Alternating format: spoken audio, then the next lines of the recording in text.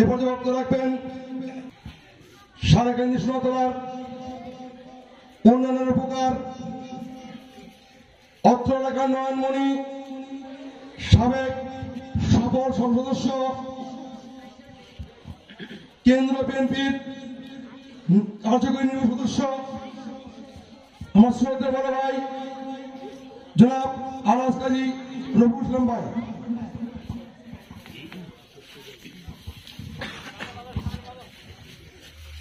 আউযু বিল্লাহি মিনাশ শাইতানির রাজিম বিসমিল্লাহির রহমানির রহিম। আলহামদুলিল্লাহ, আজকের এই অনুষ্ঠানে উপস্থিত আমার সামনে প্রিয় আমার বেলাবাড়ির আপনার জনসাধারণ, পর্দার অন্তরালে মা বোনেরা এবং আমার প্রিয় সহকর্মীবৃন্দ এবং এই ওয়াজ মাহফিলের সম্মানিত এবং আমার শ্রদ্ধেয় প্রথম, দ্বিতীয়, তৃতীয় বক্তবৃন্দ, সবাইকে আমার সালাম, আসসালামু আলাইকুম ওয়া রাহমাতুল্লাহি ওয়া বারাকাতুহু। আমার সত্যি আমি ভাগ্যবান যে আপনাদের সামনে এসে দুটো কথা বলতে পারছি।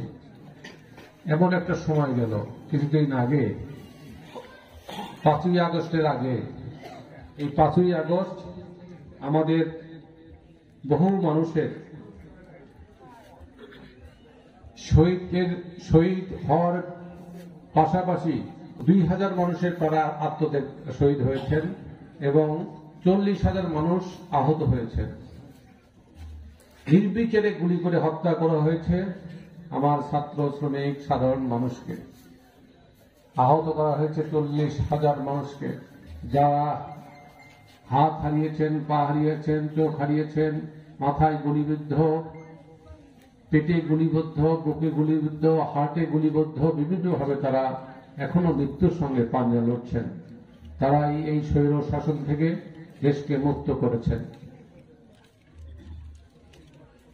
তারা চেয়েছিল এই দেশের মানুষের কোন সমর্থন না নিয়ে যতদিন তারা পারবে এই দেশের ক্ষমতায় থাকবে, এই দেশের সকল কিছু তারা লুণ্ঠন করবে এবং ভারতের দাস হিসেবে এই দেশকে এবং দেশের জনগণকে দাস হতে বাধ্য করবে। আজকে আপনাদের কাছে বলতে দ্বিধা নাই যে এইটা কেমন কথা, যেখানে আমাদের এখানে 10 ভাগ হিন্দু ভাইরা অতি যত্নে আমাদের কাছে আছেন। আমরা নিজেরা আপন ভাইয়ের মতো আছি। আমরা কোনো সময় হিন্দু ভাইদের সাথে আমাদের এমন কোনো বৈরী সম্পর্ক হয় না যেই সম্পর্কের কারণে একটা হিন্দু ভাইদের আমরা তাদের আত্মসম্মানে আঘাত লাগে, এরকম কোনো আচরণ আমরা করি না। কিন্তু আমরা কি দেখি নাই ওই নরেন্দ্র মোদী, ভারতের প্রধানমন্ত্রী, যিনি যেখানকার মুখ্যমন্ত্রী ছিলেন, কয়েক হাজার মানুষকে তিনি মেরে ফেলেছেন প্রকাশ্যে। শুধু তাই নয়, আমাদের যেখানে মসজিদ আছে 200 বছর 3 বছর আগের মসজিদ, ওনারা স্বপ্নে দেখেন ওখানে মন্দির ছিল, মসজিদগুলো ভেঙে ফেলছেন। আমাদের মুসলমান ভাইরা কিন্তু অত্যন্ত নির্যাতিত। তারা সেখানে তাদের ধর্মের যে একটা আমাদের মসজিদ, সেই মসজিদগুলো তারা দেখতে পায় যে সেখানে তাদের মন্দির ছিল, সেই মসজিদগুলো সেই 200-300 বছরের মসজিদগুলো আমাদের বাবরি মসজিদ ভেঙে ফেলেছে। রিসেন্টলি 3-4-5-7 দিন আগেও দেখলাম যে একটা মসজিদ তারা ওইরকম ভেঙে ফেলার অবস্থায় নিয়ে গেছে, সেখানে কয়েকজন মানুষ বাধা দিয়েছে, তাদের গুলি করা হয়েছে। এই অবস্থা যখন ভারতে, আমাদের দেশে কতই না শান্তি। আমাদের তো কোনো জিনিস, আমাদের ধর্মের ব্যবহার নিয়ে আমরা কোনোদিনও বাড়াবাড়ি করি না। ইসলাম এটা বলে না। ইসলাম কোনোদিন ধর্ম নিয়ে বাড়াবাড়ি করতে দেয় না, অনুমতি দেয় না। ইসলাম হলো শান্তির ধর্ম। ইসলাম হলো শান্তির ধর্ম। এই পৃথিবীর সর্বশ্রেষ্ঠ মানুষ, সর্বকালে সর্বশ্রেষ্ঠ মানুষ, যিনি যেটা পৃথিবীর সকল স্তরের ধর্মের মানুষ, জ্ঞানী গুণী যত বিদ্যান মানুষ আছেন তারা স্বীকার করেন আমাদের প্রিয় নবী হযরত মুহাম্মদ সাল্লাল্লাহু আলাইহি সাল্লামের সর্বশ্রেষ্ঠ মানুষ, এই যে যাবৎকালের এই কত শত বছরের যে এই এই দুনিয়া, সেই দুনিয়ার সর্বশ্রেষ্ঠ মানুষ হলো আমাদের প্রিয় নবী হযরত মুহাম্মদ সাল্লাল্লাহু আলাইহি সাল্লাম। তিনের মাধ্যমে মহান আল্লাহ পাক এই আমাদের পবিত্র কোরআন অবতীর্ণ করেছেন। তিনিকে এই পবিত্র কোরআনেই তিনি বলেছেন, আমার কোরআন আমার থেকে প্রেরিত। তেমনি যার উপর নাজিল হয়েছে তার জীবন প্রথম থেকে যে জীবনের শেষ পর্যন্ত তাকে অনুসরণ করা, এটাও আমাদের কাছে এই আল্লাহ পাক নিজেই কোরআনের মধ্যে বলেছেন। কি বলেছেন না, আতিউল্লাহ ও আতিউর রাসূল। এই কথাটা হলো যে আমার কথাই কোরআনে যেভাবে বর্ণিত হয়েছে, রাসূল পাক সাল্লাল্লাহু আলাইহি সাল্লাম এই কোরআন এটা যেমন মানবেন, রাসূল পাক সাল্লাল্লাহু আলাইহি সাল্লামকে সেভাবে মান্য করতে হবে, তার কথার বা তার কর্মকাণ্ডকে সেভাবে অনুমোদন দিতে হবে। সুতরাং আল্লাহ পাক দিয়েছেন ওই অনুমোদন। আমাদের রাসূল পাক সাল্লাল্লাহু আলাইহি সাল্লামকে আমরা যদি অনুসরণ করি, তাহলে আমরাও তার মধ্যে একজন আমরা এই যুগের মানুষ, ভালো মানুষ হিসেবে নিজেকে প্রতিপাদন করতে পারবো। আমরা কি করতে পারি, আমরা সকালবেলা যদি ফজরের নামাজ পড়ে আমরা এই ফজরের নামাজটা মসজিদে যদি করতে পারি, আর সারাদিনে এই 5 ওয়াক্ত নামাজ যদি মসজিদে করতে পারি, আর এশার নামাজটা যদি মসজিদে করতে পারি, মসজিদে পড়লে আর ফজরের নামাজটা মসজিদে পড়লে এমনটি আছে, বলা আছে যে এই 2 নামাজ যদি মসজিদে পড়া হয় তাহলে সে নাকি সারাদিন সারা রাত সে ইবাদতে বসে থাকলো। এর চেয়ে বড় আমাদের সহজ করে দিয়েছেন আল্লাহ পাক সবকিছু।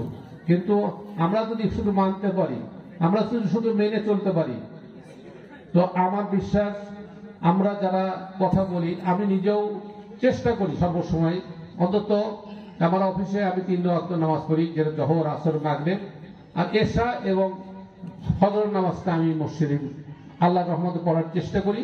কোনো সময় কোনো কারণে ভুল কাজা হতে পারে, কারণ আমি অনেক সময় টায়ার থাকলে, অনেক সময় রাত্রে ঘুমায়, বেশি রাত্রে ঘুমায় গেলে হতে পারে।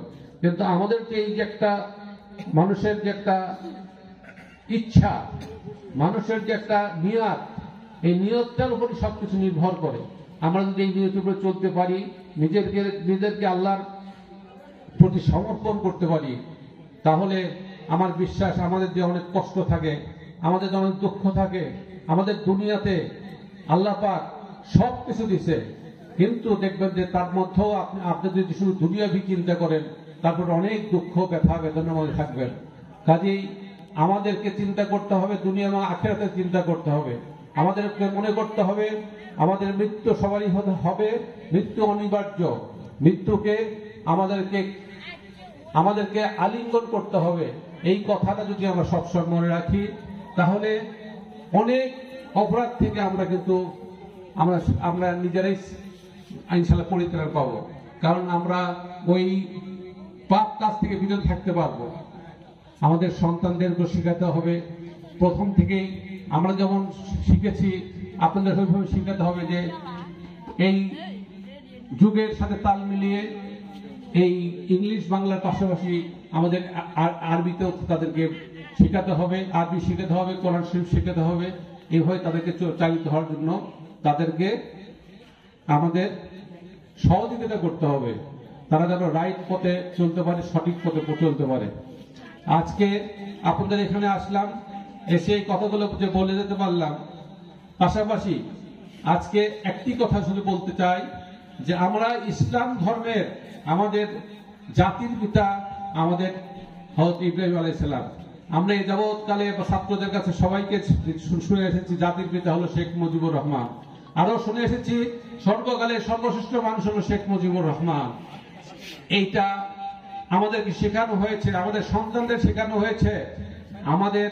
আমাদের ভুল শিক্ষাটি এখন আমাদের আজকে স্বাধীনতা কত বছর, প্রায় 60 বছর পরে আজকে আমরা নতুন করে আমরা শিখতে যাচ্ছি। যেই কথাগুলো যারা পড়েছি, এই 60 বছর যা পড়েছি সব মিথ্যা কথা। এখন আবার নতুন করে শিখতে হচ্ছে যে এই স্বাধীনতার ক্ষেত্রে কার কার অবদান কি ছিল। শহীদ জিয়াউর রহমান যেমন স্বাধীনতার ঘোষণা দিয়েছিলেন, আজকে তার কথা মানুষকে ভুলিয়ে দেওয়া হয়েছিল।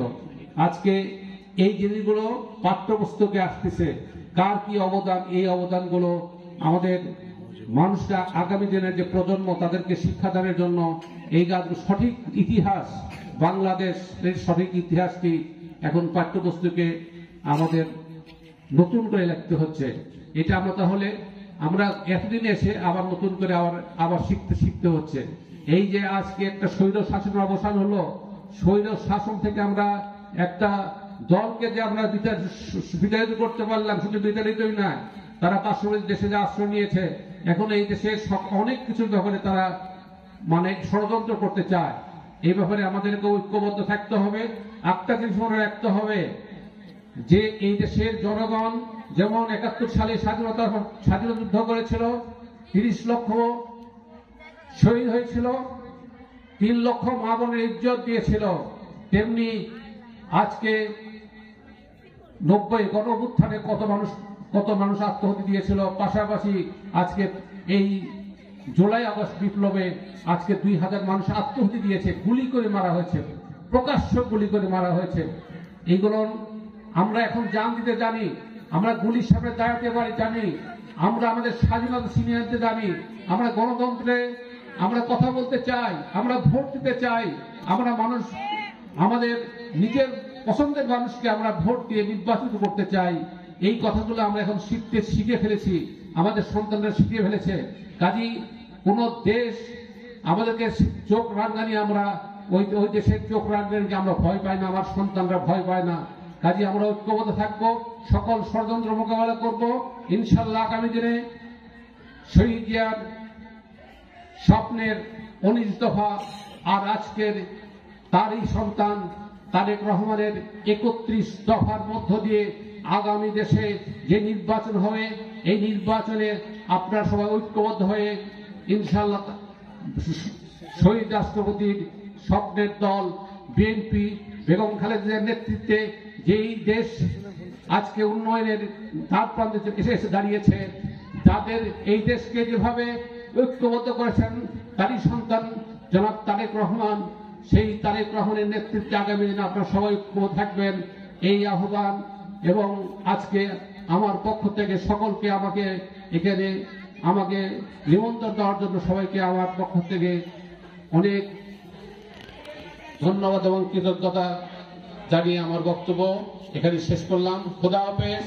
বাংলাদেশ জিন্দাবাদ। আসসালামু আলাইকুম ওয়া রাহমাতুল্লাহি ওয়া বারাকাতুহু।